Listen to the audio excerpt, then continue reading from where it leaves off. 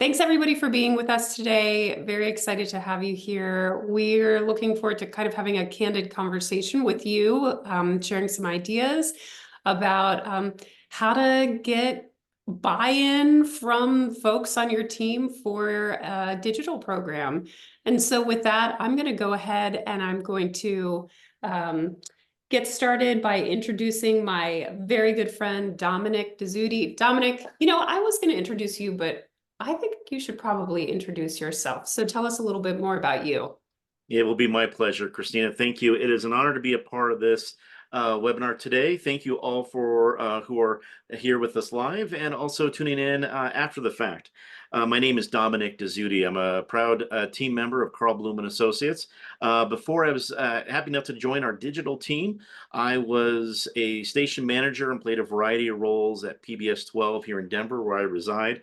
And I've been involved with nonprofits, fundraising, marketing, the digital side of things for probably a little longer than I care to admit publicly, but very happy to be with all of you today to talk about the experiences I've had with similar stakeholders and how, if we could share some of those secrets, how we could help you as you're talking to your important stakeholders get what you need done as you look forward. Thanks, Dominic. And then I'm Christina McPhillips. I know many of you. I'll be your moderator for today, kind of facilitating the conversation. I want to say that we welcome your questions, so please chat those to us. We'd love to answer as we go along. And I've been fundraising for about 15 years. I love looking into new digital strategies, other strategies, texting and QR codes, and anything that's going to kind of shake things up. I originally came from a nonprofit myself. I was with the American Red Cross for a long time and have worked with animal welfare groups and public media stations and libraries and environmental groups and all kinds of nonprofits. So, all right, let's get going. And if you are chatting us any questions, please let's go along with those. Okay, the premise for today, what are we talking about? Well, first, let's introduce ourselves. We have nearly 50 years of fundraising experience with nonprofits just like yours. In fact, many of you on the call we work with. We do direct mail, emails, digital ads. We do different kinds of analytics. And then we do have a 9-person digital team. And I sort of feel like I like to wear that with a kind of a badge of honor because it took us about a decade to get there, but we have a really strong digital presence. So that's kind of just warms my heart. And then we have about 40 nonprofits that are doing the digital strategies that we're talking about today. And for a lot of them, we walk them through the process of, how to get buy-in from their various team members. So with that, all right, your mission, should you choose to accept it. I'm talking to the audience, and I'm also talking to you, Dom. You need to lead the fundraising charge into the future. You need to convince your vice president of development. You need to convince the CEO. You need to convince the board member. All of them have different priorities, and you've got to get them on board because you want to start or make your digital program more robust. So we're going to quiz Dom here today with all kinds of questions. And this message will self-destruct. But really, this presentation will not, and I'll send you a copy of it afterwards so that you can use it as a roadmap for yourselves. Okay, first person we're going to tackle, your VP of Development. So your VP of Development, generally supportive of you, probably a friend, someone that you work with on lots of projects. They need help making this case to someone else. So they're sort of in the same position you are, Dom. They're making the case. So we need to create a stronger advocate in them because they're going to help move things up the line for you to get the approval that you're seeking. Dom, you're seeking this approval. Okay. We could go into that, I'm sure everybody is. But so let's answer the questions that they will have to answer. Let's make the case. All right, sir, I will throw it to you. Tell us, what are you thinking? Well, perfect. Well, I tell you what, I think in this scenario, I can imagine a few questions. One of the first questions I imagine that I might get from that VP of development is, I thought that digital was easy. Can't we just have our social media manager make some posts on Facebook and call that good? And It's important, I think, as a very first step when you're working with stakeholders as an ally to make sure they know how robust a digital fundraising strategy can really be. It is not simply organic posts on Facebook or X or any other platform. It really is in depth in a strategy. It's going to use online ads on a variety of platforms, each of those platforms with a variety of opportunities, challenges, and details. So it's much more detailed than I think an average executive may know, and that's an important level set to establish. The second thing I would do in answering this question in particular is the idea of a short and long range strategy. It is not, let's see if we can drive a lot of impressions and clicks today about one thing or about this one program or fundraiser that we're doing.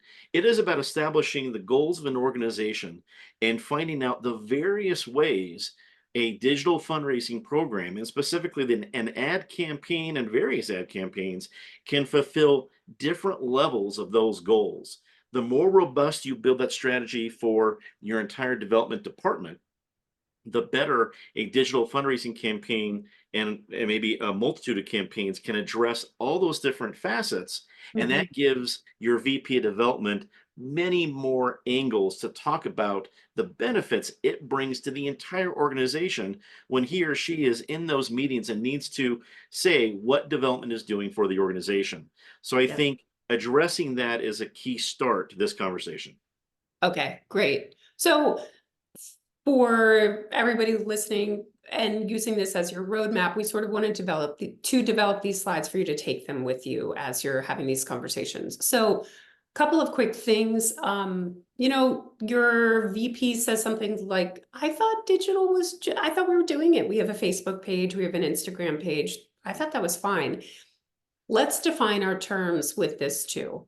When we think about anybody that's managing your social media page, more than likely, or someone who's thinking of a social media manager, they're really thinking of a person who's kind of posting things on your own existing pages. And that's very different from what we're talking about. We're talking about paid ad campaigns that have different objectives to kind of get your message out there in different ways. Mhm. So I like to show some visuals because everybody that we're going to be speaking to has different levels of understanding. So of course, this is a social media post that you could do yourself, especially if you're the Cheesecake Factory, which is what this post is from. I thought, lunchtime, we could all use a little nosh. And then when it comes to something like paid ad campaigns, which have different objectives, like Dom was saying, getting your message out there, asking people to take an action, talking about upcoming events. We're talking more along the lines of Google, YouTube, Facebook, but not an organic social media post. Mhm. So let's go on to the next page. All right. So VP of development, question you might hear. But Dom, I need to be able to share the resources, the very limited resources we have between development and the major gifts officer and many other departments. So let's talk about an answer for that. And let's talk a little bit about the two examples that we have right here and the different objectives they achieve. Sure. It's a great point, and I have been a part of these discussions, whether it's breaking up the intense discussion or being a part of the intense discussion, because there's only so many investment resources available for you and your development colleagues. So, who gets what in order to make those revenue goals? Well, the first thing I would want my VP of development to know and my colleagues is that digital fundraising and the campaigns involved is really a tide that lifts all boats. And what I mean by that is it is not simply just one branch of your development and fundraising strategy. It is something that can support a variety of branches. And I think what you see here in some of these examples here are great. So let's say you have a robust major gift, high dollar donor program. You might be doing that with a major gift officer. You might be handling that with your mail or your email campaigns. But a digital fundraising campaign can augment those efforts, can keep your organization in front of those potential donors. And the great thing about a digital fundraising campaign is that it can use those platforms to find exactly the kind of people you want to see. Is it the top 10% of household incomes? Is it people in particular zip codes in your community? What aspects are you looking for? These campaigns can find it. The Mhm. second example is Giving Tuesday, and this is usually a part of an end of year campaign, which we know how vital that is for all nonprofit organizations. Well, this again becomes something that not only can get in front of donors for possibly, hey, click here and make my donation now when I'm thinking about it, or it is one more element to your mail, your email, all the different things you're putting out there so that it reminds all of your donors the value you're putting to your community and to act now. A key way how it's really raising all boats. Okay, spectacular. There is a question from the audience, and it's how can a team communicate the difference between a digital fundraising strategy, Mhm, fundraising being the important thing there, mhm. and one for digital marketing? So how can I communicate the differences and what each of those would do? What would a fundraising strategy do? What would a marketing strategy do? An excellent question. I'll give my first take on this, and Christina, please add Sure. your take. When I think about those two branches, they support each other, but a digital fundraising campaign is going to directly look to make uh, the conversion with a donation. Donate now, learn more, click here. That's going to go right to a page that's going to try to make that action as easy as possible and really get that solid conversion. However, it needs to be intertwined with a marketing campaign because I believe that is about the awareness, not just that your organization exists to your community, but it's giving back and reminding what you give back as a community. So a digital marketing campaign might be all about, did you know about these different services our organization provides? Did you know what difference we are making in the community? Did you know that we were able to make this kind of an impact when X amount of people took advantage of our services? We Yeah. haven't asked them for any money yet, but we're making sure they know the difference we've made. Then, when we come back and say, now that it's Giving Tuesday, think about an investment in our organization today, right now, with this one click. We've made the equation. So you need both. You can't just do one and never ask for the investment, nor can you just ask for investment and never make the reason why. They work together, but they Yeah. are distinctly different.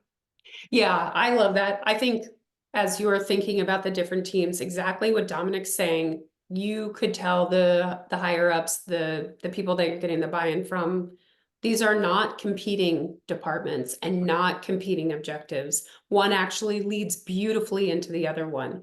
Marketing leads into fundraising. So let's give marketing their due. They need a good 2, 3, 4 months to prove and showcase the wonderful things they're doing. So for example, if you're a PBS or NPR station and you're listening, all the great content and programming you have, you would run ads around those things. And then you would turn on a fundraising campaign and you're targeting those same audiences all along. If you're a library and you're listening, I know a lot of you are libraries out there, you might push a sign up for a library card. You might push some special events that you're having for free or other things that you're doing for the community. You would do that for 2, 3, 4 months, and then you'll turn on your fundraising campaign at the end of the year, for example. So all of these things tie together, and it's really harmonious when they work well. And I'll say, I sort of mentioned at the top that we at Carl Bloom have been working on this digital team that we have, the program that we run, Digital Reach 360, for about 10 years now. We used to just turn on those fundraising ads and wonder why people weren't giving us money. But now we know that we need to market to them and make them aware of your services for an extended period of time before we fundraise to them. So thank you for that question. I really love the way it highlights, you could silo those different departments, but there's really no need to because marketing and fundraising can work together in this case. Okay, so we're gonna go ahead and, well, Dom, do you have anything else you want to say about this slide? If not, I sort of want to just take a moment to highlight these visuals because I'd like everybody to be able to use them for their own benefit. So like we sort of said, this upper image that you're seeing is an example of what we call a high dollar donor campaign, and that's targeting the top 10% of the incomes in your area with different kinds of messaging that applies to them. And then the lower one is sort of a general Giving Tuesday, end of year kind of campaign with an adorable kid. And that's really an important part of it too. So, okay, off we go. All right, CEO. So now we've gone from the person that's your boss, the VP of development, to their boss, the next step up. The CEO, of course, probably also cares about what you have to say, but they're really busy and they've got a lot of things going on. So they can't necessarily spend a lot of time thinking about this, and they really need you to distill down what you need and what's going on here. We need to make it easy for them because you know who they're making the case to? The board. Mm-hmm. And Dom, before I go on, and there's a lot of visuals on the next one, you've been this person. So what's your thought process here? I think it's important to know that, again, the stakeholders are allies, but like all of us, we are very busy, and knowing the kind of roles that a CEO, an executive director, or general, whomever is that the top person is playing, is that quite often it is going to come down to brass tacks. What is this going to do for the organization? And because I'm not going to be able to specialize in one area, that's where I think we talk about the make it easy. And it's also about making it clear, because it's going to be up to them to be able to make the case clearly, succinctly, and move forward. That is providing those kinds of tools to that kind of a stakeholder is important, but it's usually different than what you're doing with other colleagues that you're working on the projects every day with, where you're really mired in the details because you have to be. This is opposite. So thinking in that way of the most important highlights so that they can do their job most effectively. Okay, great. All right. So possible questions you may hear Dominic pretending to be our CEO, who used to be a real one. I definitely think we should raise money with digital efforts, but let's just handle it in-house with our current marketing and development folks. That's tough. Friends, anybody out there right now want to take on many additional responsibilities in addition to the ones that you're doing? You might be a little busy. Okay, here are some answers. Dominic, what would you tell a CEO? I think it's natural for any leader to first want to lean on efficiency and simply hope that will do the trick. And especially if you have marketing development folks, well, we must have these talents in house. So let's just do it efficiently with their own folks and not to spend any more investment. The first thing I would say is that is a mistake, because you do not want to underestimate digital fundraising and what it can be doing for the entire organization's success, especially with the fact that it is continually evolving, and everybody else around us, all the other nonprofits, our competition as an organization is not necessarily just the other nonprofits or for-profit organizations that do what we do. It's every other nonprofit organization in our community looking to those same donors. So we have to be thinking strategically, broadly, and evolving our strategy. The second thing I would say, I didn't mean to cut you off, Christine. No, go ahead. Please keep Great, I'll going. keep going. A strong strategy also is looking to help and address the goals of the entire organization. Yeah. There are some areas of an organization that just have to be focused on a product or output, but a digital fundraising campaign and a digital marketing campaign can be looking at how we are pushing the goals of the entire organization. That's going to be key for a CEO or your top leader, because that is top of mind for them. It's the entire organization, not just one group. And then finally, I would also want to be sure that my CEO knows that this isn't simply a digital campaign, tapping people on the shoulder digitally, asking for donations. That's certainly going to be one aspect of it, but we're going to be looking at a lot of different angles, whether it's events at our organization, services awareness. We talked a little bit about that before. Other fundraising areas, be it end of year, high dollar donors, vehicle donation programs.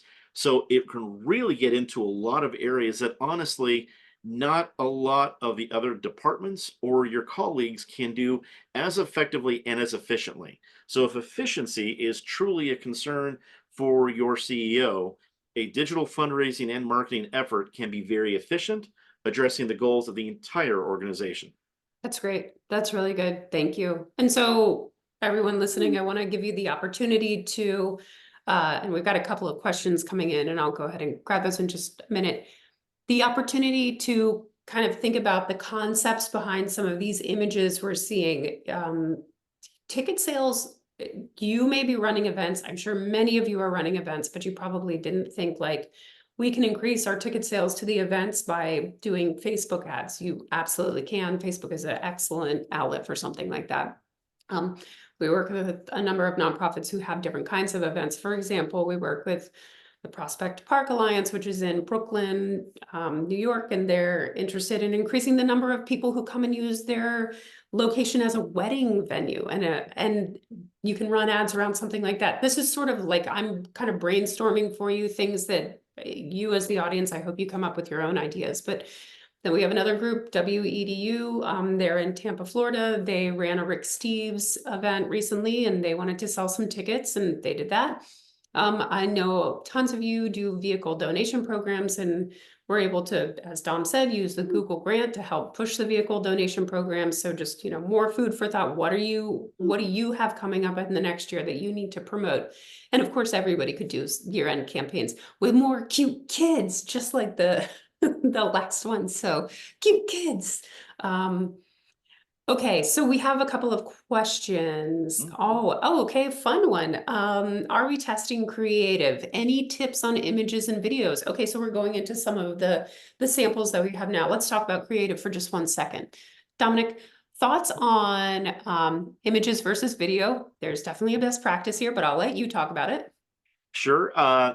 Basically, I think we can all know from our own experience with our phones and our digital life that video is always going to capture hearts and minds fastest. It's always the most interesting thing to see. Moving pictures has been that way since I think the first animation. Anytime you can move pictures, it's interesting. So video is always a great way to go. And an important addition to some of our campaigns right now, though, I'll let a little trade secret here so folks know that we want to give you something of value. The idea of a video available on YouTube or doing ads on YouTube is great, but when you're watching a program on YouTube and they interrupt it with ads, you'll probably notice that there are a couple different kinds. If there's a longer ad, they likely make you watch 5 seconds of it and then you can skip it. And those are great ads. Those are your traditional 30-second, maybe a minute long. But you'll also see ones usually in the middle of programs that are 15 seconds and they're not skippable. Well, that's a particular element for YouTube. It has to be exactly 15 seconds. And as professionals, we've learned these kind of secrets, and you can get a lot done in 15 seconds with a video. So to your point, images, videos, all great. Videos do not need to be Martin Scorsese-like documentaries where you're bringing in all these different editors and producers. I know all of you probably have access to people who can create a wonderful video presentation for you that conveys the message you want. And as you can put that into your marketing and fundraising campaigns, I think you'll see the difference. That's good. Great. We've got a couple more questions. Right. Someone has asked, and this is a really good question when you're thinking about, are you overloading your own staff with these tasks? Because this is a big question. Do we have control over the audiences for these ads, meaning what sites they appear on? Because you may, that they're, the internet is a crazy place. You don't necessarily want your ads appearing in certain locations. Can you talk a little bit about how you control for that? Mm-hmm. It is really one of the advantages. In fact, the advantages we'll be talking about in just a second. The kind of detail you can work into a digital fundraising or marketing campaign is, I don't want to say infinite, because it's hard to say anything human-based is infinite, but it's seemingly close to that. You can draw the parameters in almost any way you can imagine. Is it exactly your donor list, and you want to tap them on the shoulder and remind them. Is it a lapsed donor list? Is it, I don't want to use my donors or lapsed donors, but I want people that look just like them based on these demographics? Is it this part of the geography of my community? Is it all based on interest? We did one of our favorite campaigns that we did. It was all about whiskey tasting, and it was a wonderful event, a big whiskey tasting event that was all about a particular demographic. And so, to your point, to that question, you can draw exactly what parameters you want, whether that be where that ad appears, to what people, how often, to what degree. Is it just kind of there in the background and kind of there a little bit, or do you maximize and flood the platform for a couple of days? Mm. The control you have is immense, and that allows for some great strategic thinking. Okay, great. Um, it sounds like, and another question is coming in about monitoring the campaigns. So yes, during the course of the campaign, they're monitored. So if something's not working, if we're not seeing the outcome that we want, we're constantly monitoring things and adjusting and changing. And then one of the best practices is for each of these different ad objectives you see here, the wedding one versus the Rick Steves one, the wedding one that you see here may be one of 3 or 4 or 5 with this same message, but different imagery or different, layouts, that kind of thing. So in creating these, ideally, you would have a number of different ad sizes, specs, messages for each of the campaigns that you're running. Mhm. All right, let me go on. I think I see. Oh, there's one more question. My CEO understands the value, but I'm struggling to show the ROI. What metrics matter for engagement for fundraising? Oh, teeing us up for the next one. What a segue. We need the extra points for segue question. Wonderful. Wonderful. Okay, great. So, sir, CEO, if I'm going to make this happen, I need to see the ROI and how it fits into our overall strategy. I just don't see how digital is going to replace the other development efforts that have a proven track record. Yep. Sir, what would you say? Here is the great news in this regard. Your digital fundraising and marketing campaigns all have a myriad of trackable conversions. Now, I want to make sure that everyone understands there's going to need to be some technical connections made. You don't wave one magic wand and suddenly Google tells you every detail, but you can make a set of particular technical connections. We bring in our technical folks to have source codes and HTMLs and all the kind of good stuff that's frankly a little bit over my head, but we have wonderful people to do that. And when you make those connections, you can draw out exactly the kinds of ROIs that your CEO and your fellow professionals are looking for. One point I want to be sure I make is that this is your digital fundraising campaign and marketing campaigns, if done correctly, are not going to compete with your email, your direct mail, your major donor officer, maybe a corporate support officer, all those different people. You're not competing. You'll actually be augmenting those efforts because you'll be putting the image, the mission, the impact of your organization in front of the people that will be receiving all those other efforts. So it's not competition, it's augmenting. Secondly, when it comes to ROI, we can get down to how many people did we contact? How many people took this action? What did that action mean for us? Do we want to test a couple different kinds of actions? For example, you might have a very a strictly fundraising campaign. We want people to press donate now. We want them to give $60. Great. We can measure that conversion. Let's see if it actually made actually made that happen. Or we want an opportunity to build an email list. We want some fresh emails. Yes. So we want people to, we want to give them an opportunity. You can't just say, hey, give us your email for free. Do you give your email for free to anybody? No. But if I said, would you like an opportunity to win 2 free tickets to the Billy Joel concert later this summer? Yes, here's my email. Here's 2 more emails. What can I do to make this happen? So that is a conversion. How many did we get there? So there's multiple ways you can measure it. As long as you've made those technical connections, you can measure all of it. and bring those back to your team to say, here's where it worked. Here's the kind of investment we got in return, not just financial, but also in awareness, in maybe email acquisition, or any other elements you want to put in to your strategy. Yeah, I love that. You're right. There are different metrics that will be meaningful to different people. You know, if you have your technical team that understands this, you can drill down to the most finite metrics. If you're talking to your CEO or your board and they just want to see simple things like, we're driving more people to our website now that we've started to do these kinds of digital ad efforts, done.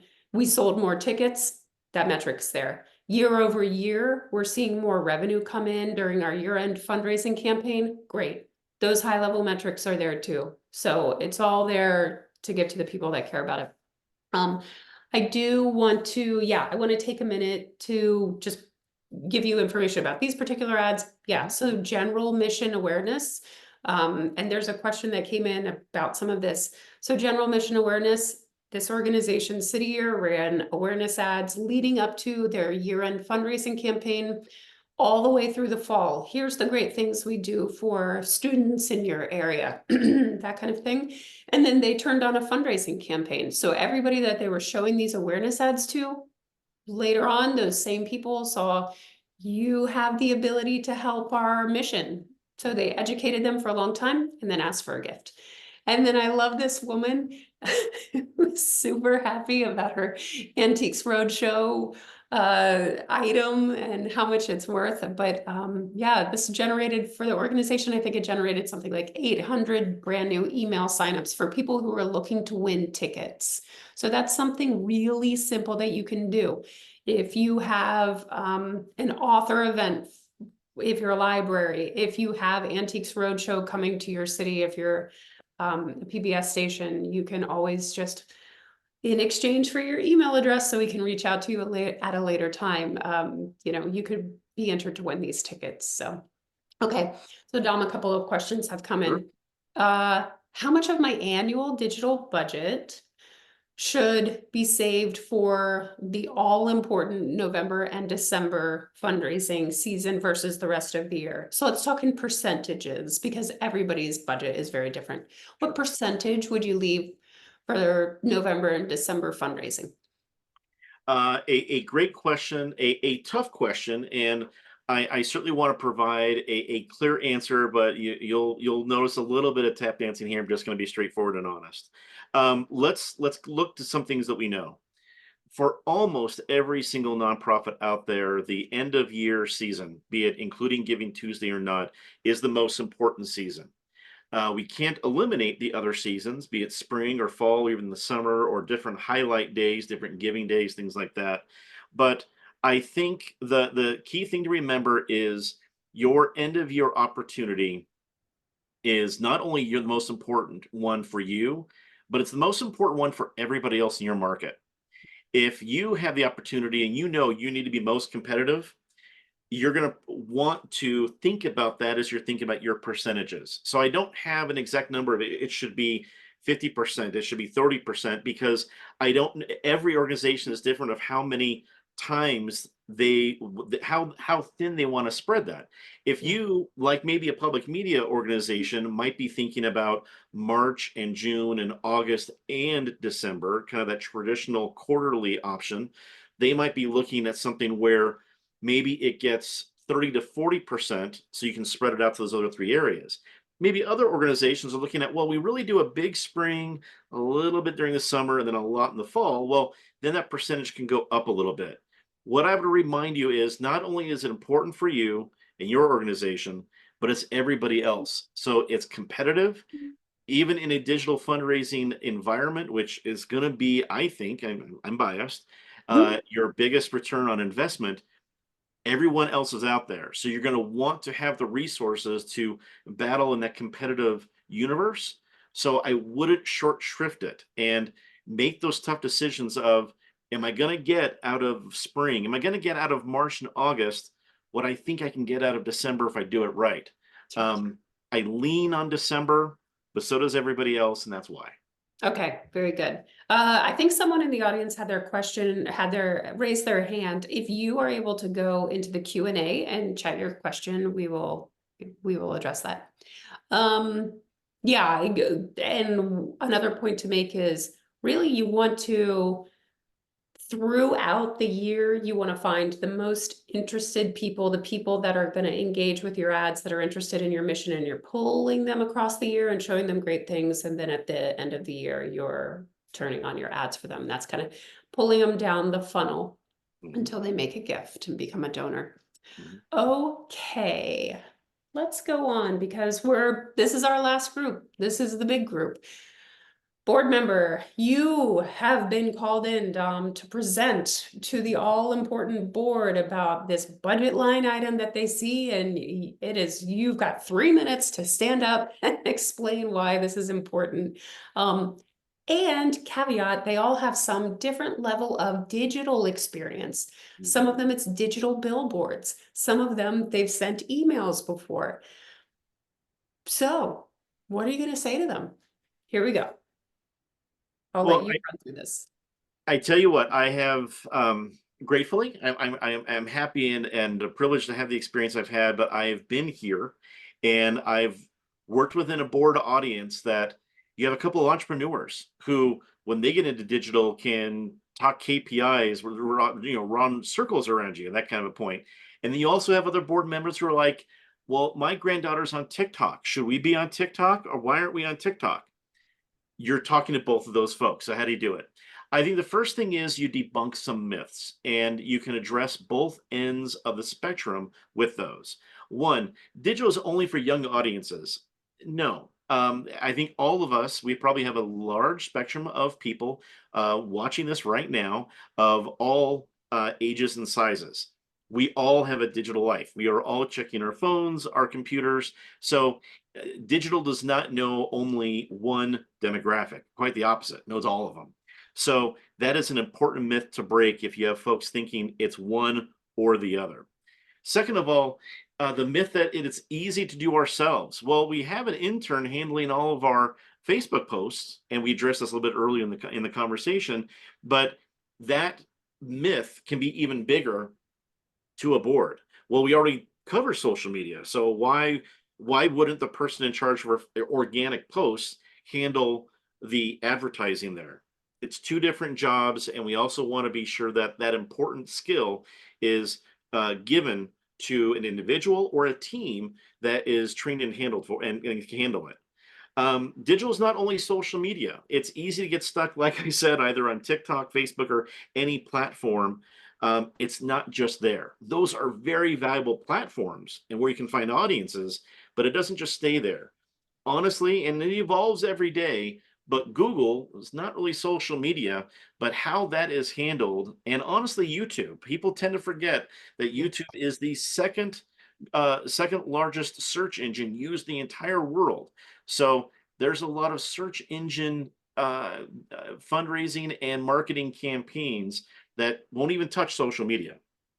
And then finally, for the same folks that worry about getting on TikTok soon so you can get those 23-year-olds really excited about donating to your organization, are also worried that you're alienating all the folks that you're sending your planned giving letters to. That's not the case. We're not going to lose folks on any end of the spectrum with our digital fundraising, our digital strategies. We're going to be able to address all of them. Yeah. Finally, I will say, and I'll cover these last three fairly quickly, a board is also going to be thinking about a bottom line. They vote on a budget. They have fiduciary responsibilities. They want to know that they can walk out of the boardroom with the faith that I made the right decision because I was given the right materials and the right information to make my vote. Be clear about your ROI. Be clear about how it meets the organization's goals. This isn't just one avenue, it's helping the entire organization. And then finally, how the board members can be a part of that. They will see some of your ads. They might be on all those different platforms and see some of the samples. They could also give back as a focus group to you what they donate to. When end of year giving comes around, what gets their attention instead of turning them off? Sometimes that, the 10,000th email you get on exactly giving day is not working. but that post that happened or that ad that happened 2 weeks before got them to schedule their gift. That way they are a part of the equation. And after debunking myths and including them, whether they are your entrepreneur on the board or someone focused on their granddaughter, either way, they can be behind what you're trying to do and support it when the vote comes down for the budget. Okay, good, good. And one thing I want to emphasize is ROI means a lot of different things to a lot of different people. And Dominic, you were sort of saying this, your board members might automatically go, what kind of cash am I gonna bring in? It's not always cash. It could be, are we showing more people that we have great programs on our PBS station? We're a library. Did we get more people to sign up for a library card? Are we getting more foot traffic in the door? Those are campaigns we've run. How do we get more bodies in the door? We work with habitats. How do we get more people to use the restore? So ROI means a lot of different things to a lot of different people, but it's not always financial. It's not always revenue. It can be just about awareness or bringing people to your location. So I think that's another important thing. Christina, Okay. can I add one Please, thing that yes. you brought up a great point. One of the things we've been able to do with some of the campaigns we've run, and that is an example of a different kind of ROI, but very important, is that because a client we worked with also engaged a Google service, that we were able to have an ad campaign that gave directions to a Habitat for Humanity restore. So it wasn't just people saying, well, I might go donate or I might visit, but we were able to find out how many people looked for directions. Well, we don't track them walking into the store, but if we know if they're looking for driving directions, that's a big deal. That's something that so few other angles, whether it be marketing or fundraising campaigns, can deliver. That's the kind of strategic thinking you can be employing with your digital fundraising. I love it. That's, yeah, excellent point. Okay, so it means a lot of different things to a lot of different people, and you can apply it to what matters to you. Okay, so question for the audience, because we are wrapping it up. Of all of the folks that we've talked about today, are you gonna have the biggest kind of case to make with your VP, your CEO, or your board? If you want to chat us or go to the Q&A, we'd love to know.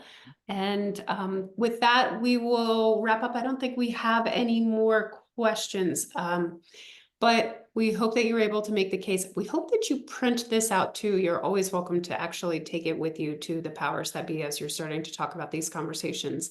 And the great thing is these campaigns, they are fluid. You can use them for whatever objectives come up through the year. When we start working with an organization, we say, give us the 6 objectives or 10 objectives that matter to you this year. Let's build campaigns around them. That's something you can do for yourself too. What matters to you this year? Oh, yep, CEO. Lots of people are going to have, I see many CEOs coming in. Yeah. Okay, well, good luck as you speak to those different powers that be. If you have any questions or concerns, please reach out to us. We're going to go ahead and follow up with you. We'll send you this presentation. We will send you the recording. Dominic, thank you for your many hats. I will be honest, as we were preparing this, I thought about asking you to wear different hats. So you got off light this time, but not next time. I am grateful for the reprieve this time, Christina, and I will be sure I get some physical hats ready for next time. Great. Okay, I'll hold you to it. Thanks everyone for joining us. See you soon. Appreciate your time. Have a great day.